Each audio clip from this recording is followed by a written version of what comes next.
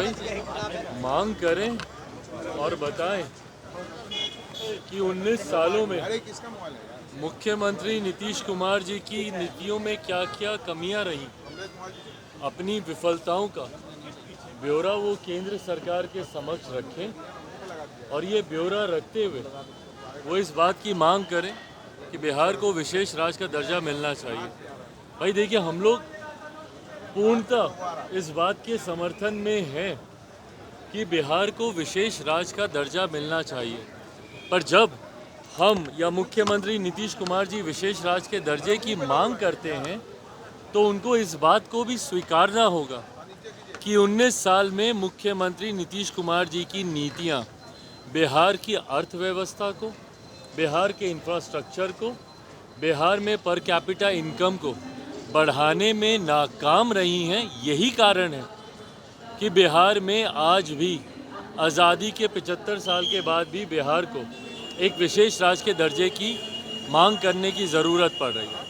और हकीकत है, बिहार का विकास मुख्यमंत्री जी की नीतियों से नहीं होगा। विशेष राज्य का दर्जा जब तक नहीं मिलता और उस दर्जे में भी साथ में जब तक सेंटर की मॉनिटरिंग नहीं होगी तब तक बिहार का विकास नहीं हो सकता। बिहार एक ऐसा राज्य है जहां पे केंद्र सरकार की योजनाओं की आई हुई राशि तक भ्रष्टाचार की देन चढ़ जाती है। विभिन्न केंद्र सरकार की योजनाओं में जो राशि केंद्र सरकार बिहार को भिजवाती है वो तक भ्रष्टाचार की देन चढ़ जाती है। तो ऐसे में जब विशेष राज्य के दर्जे की बात की जाती है तो इस बात को भी सुनिश्चित किया जाना चाहिए कि केंद्र सरकार की मॉनिटरिंग के माध्यम से ही इस विशेष राज्य के दर्जे की राशि या जितनी इसमें सहूलियतें हैं, सुविधाएं हैं, उसका इस्तेमाल या पूर्ण रूपेण उसका इस्तेमाल तभी हो पाएगा जब साथ में केंद्र सरकार इसकी मॉनिटरिंग भी करेगी।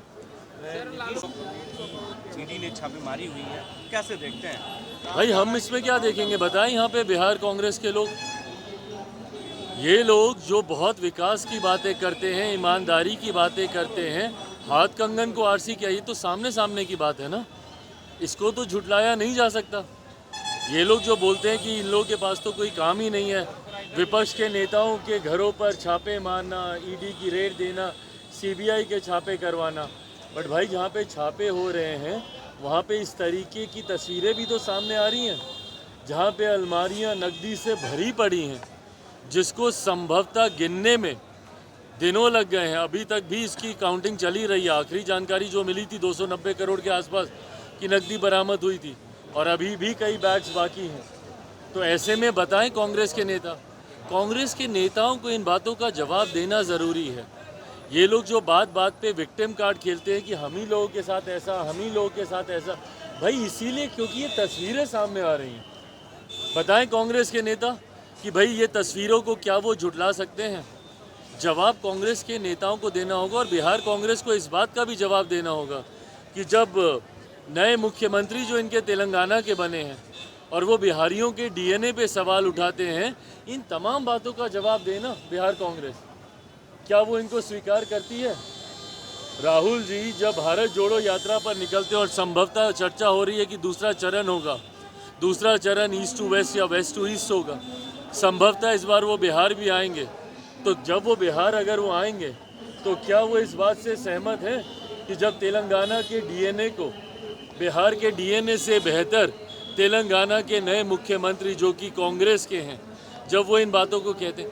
हकीकत है कि कांग्रेस की फजीयत सिर्फ इसी बात से होती है और कांग्रेस जनता के बीच अपना विश्वास नहीं बना पाती इन्हीं कारणों की वजह से, जहां इनके लोग भूल जाते हैं कि कांग्रेस, अगर या तो आप मान लीजिए भैया कि एक क्षेत्रीय पार्टी ही बनकर रह गई है कांग्रेस, अगर सिर्फ तेलंगाना में ही कांग्रेस को राजनीति करनी है तो ये बयान बिल्कुल सही है भैया, फिर आप बाकी राज्यों के डीएनए को आप गाली दीजिए, एक क्षेत्रीय दल बन के रह जाइए। पर अगर आप एक राष्ट्रीय पार्टी हैं और राष्ट्रीय पार्टी अगर आप अपने आप को बनाए रखना चाहते हैं तो इस तरीके से क्षेत्रवाद नहीं चलेगा। आप एक राज्य को आप गाली देंगे और दूसरे राज्य में राजनीति करेंगे। मुख्यमंत्री नीतीश कुमार भी रात में गायत्री या महायज्ञ में शामिल हुए और इसी दल के लोग सनातन को कभी गाली दिया करते थे। भाई सवाल तो हम लोग का यही उठता है ना, सनातन को गाली ही नहीं दिया करते थे। सनातन धर्म को जब समाप्त करने की बात होती है तो उस पर ये लोग खामोश रहते हैं। तथाकथित जो इंडिया अलायंस है उसमें एक बार इसके विरोध में वो लोग बात करना ज़रूरी नहीं समझते।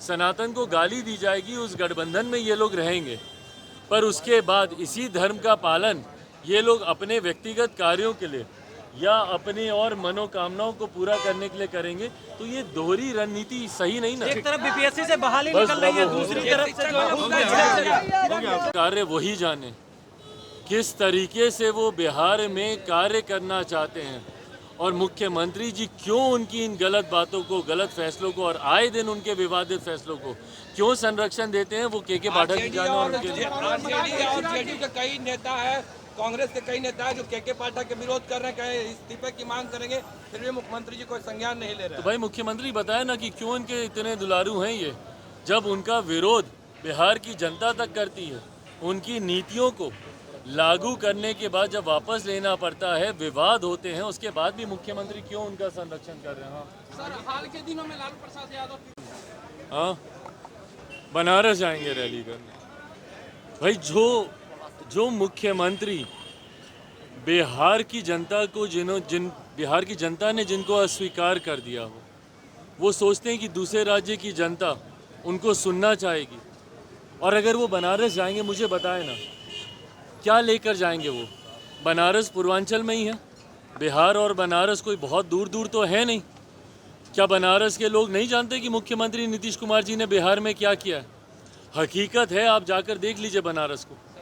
अभी कुछ दिन पहले अभी हम गए हुए थे बनारस में, पार्टी का भी एक कार्यक्रम था और वहाँ पर हम दर्शन के लिए भी गए थे, काशी विश्वनाथ। आप बनारस को जाकर देख लीजिए, प्रधानमंत्री की लोकसभा है, सिर्फ इस नाते ही नहीं पर जिस तरीके से उस क्षेत्र का विकास हुआ है, वहाँ के आप मंदिर को ही देख लीजिए।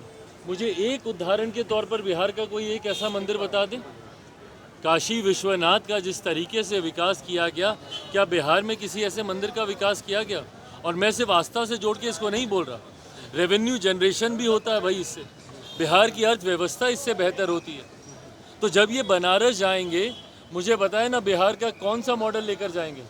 क्या जाकर बताएंगे बनारस के लोगों को कि भैया हम उसी प्रदेश से आए हैं जहाँ पे आए दिन हत्याएं होती हैं, या हम उस प्रदेश से आए हैं जहाँ के लोग दूसरे राज्यों में जाने के लिए मजबूर हैं शिक्षा के लिए, रोजगार के लिए, या हम उस प्रदेश से आए हैं जहाँ पे शराबबंदी तो है पर खुलेआम वहाँ पे शराब जाती है और इन्हीं सीमावर्ती इलाकों से शराब वहाँ पे जाती है।